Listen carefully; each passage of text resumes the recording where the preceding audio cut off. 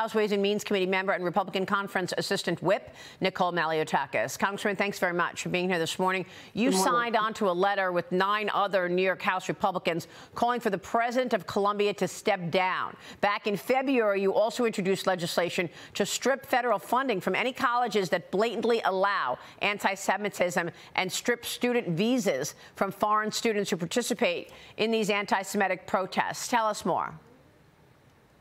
Well, that's exactly right. I think we need to hold these institutions accountable. Certainly, the taxpayers should not be funding them, nor should we be giving people the privilege of coming to the United States to study if they're going to participate in anti-Semitic activities. I'm hoping that we'll see the House take up a package of legislation that will include mine. But I think what's happening right now at Columbia is obviously it's escalated dramatically. But this has been going on for now months. It was about 5 months ago when this started, and we saw actual students being physically assaulted, verbally attacked, threatened their lives.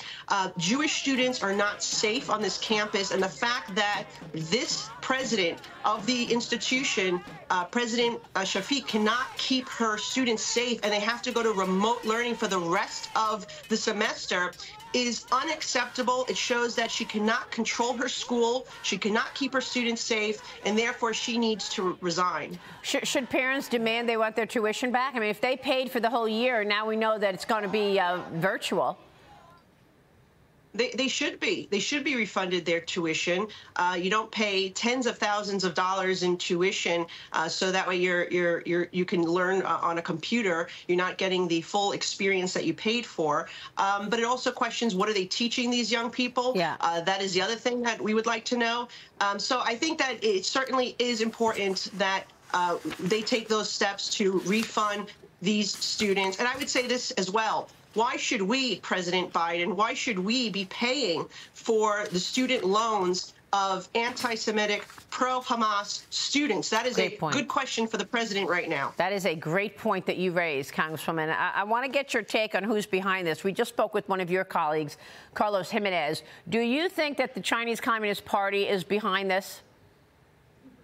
I mean, it's very possible. We don't know who is behind it. I think that certainly it's agitators, whether it's George Soros or Communist China or Marxist anarchist organizations. I do believe that it is a coordinated effort. It's why the Ways and Means Committee, by the way, is also looking at 501c3s, foreign money that's being put in 501c3s, receiving a tax benefit from our government. We need to look at that because they oftentimes also have super PACs in which they are supporting candidates or working against particular candidates. So that's something that our committee is looking at right now. We're going to be probably dropping legislation in the next week or two. Well, we'd like to know what you find out, because this is awfully similar to what happened after October 7th, where you had massive propaganda coming out of TikTok against Israel. And, some of the agitators, Communist China related. So we'll be watching that. But I want to get your take on why Mike Johnson is going to Columbia today. The Speaker of the House's office suggested in a statement that the Senate will not pass border security legislation this year. His office said in a statement, House Republicans have passed multiple border security bills, which have been ignored by the Democrat Senate, and proves their unseriousness when it comes to dealing with the border catastrophe. House Republicans understand that the only way to truly solve the problem is to elect President Trump in November. So, Congresswoman, I guess he's just he's throwing in the towel here. You haven't been able to be successful at the border, so forget it. We got to wait until Donald Trump is in the office, is what he's saying there. And instead, he's taking on this, and he's going to Columbia today to speak with Jewish students.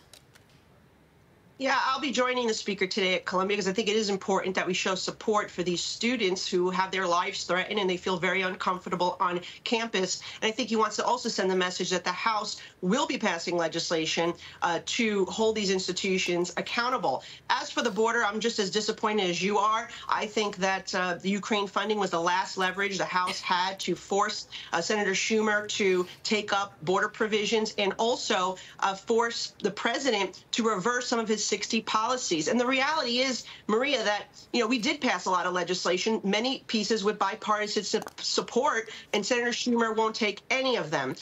The president can do this on his own. He put in place these 60 policies. He should reverse them. The fact that we got to fight them every step of the way is frustrating. And at this point, because of the leverage that we gave away, I didn't vote for that bill, as you know, but I believe that it is true that we do need President Trump in there if we're going to make changes at this point, because the Democrats refuse to do anything about securing our own border. So that's it, okay? So that's it? I mean, you passed this bill to send money to Ukraine, to send money to Israel, to send money to Gaza, which, by the way, a lot of senators have told me they think the money's going to go right to Hamas, okay? That money that's supposed to go to humanitarian efforts in Gaza. And you lose all your leverage at the border. So now we're supposed to wait 8 months to get security at the border until next year and a new president starting?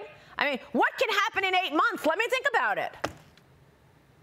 Well, that's exactly the points that I brought up last week, and that's why I believe that the Ukraine funding should not have passed without border security. It's why I voted against it, because, like you, I believe that that was the leverage. Now, I think that, again, we're going to keep passing legislation, but if we don't have a partner in the Democratic Party over there in the Senate or in the White House, you know, what are we supposed to do at this point? So okay. I agree that it was a mistake to give away that leverage without demanding border security provisions. That was the Speaker's decision. I disagreed with it, but we have to move on from that now and try to continue to pass I guess whatever we can and continue to show that the Democrats won't do their job. What are we supposed to do? Maybe just dig in, okay? No, not another dollar until the border is secured. Period. But look, I want to take you back to local issues here because I know you've been focused on the congestion issues. A Siena College poll finds 63% of New York voters oppose New York City's congressional pricing program. Congresswoman Malliotakis, you're introducing a bipartisan legislation today to kill this congestion pricing, not congressional, congestion pricing. So if I'm in New York City and I live uptown in 60th or 70th Street, and I want to go down to the Village, I've got to pay money just to go from uptown to downtown? Yeah, and it's ridiculous. But this is, again, another policy brought to us by the Democrats who are in charge. They love it. They passed it overwhelmingly in the state legislature, slamming people that live in my district, Staten Island and Brooklyn. They're going to have to pay another toll to go into a borough in the city in which they live. Unbelievable. It is ridiculous. We have a number of lawsuits. As you know, Staten Island elected officials are suing, and then also we're supporting New Jersey's lawsuit as well. Josh Gottheimer, a Democrat from New Jersey, and I have been fighting this, looking at every legislative and legal tool that we have to stop it. But again, if the Democrats in New York just actually listen to New Yorkers who are saying they don't want this, it would not be happening right now. So we're going to continue to fight it. And I think the lawsuit is has a lot of merit, and we can win that lawsuit because they violated federal law by not doing a full and thorough economic and environmental impact study. Maybe, but they need the money. They have to pay for stuff for the migrants. They need the money, Congressman. You know that. That's right. It's misplaced priorities by our governor, who's spending, by the way, another $2 billion to house migrants. So all three of these issues, from the migrant crisis to the border and to congestion pricing, all of it brought to us by the Democrats at the city, state, and federal level. People should remember that in November. And the biggest issue of all, leadership. Leadership and policy matters. Congressman, thank you.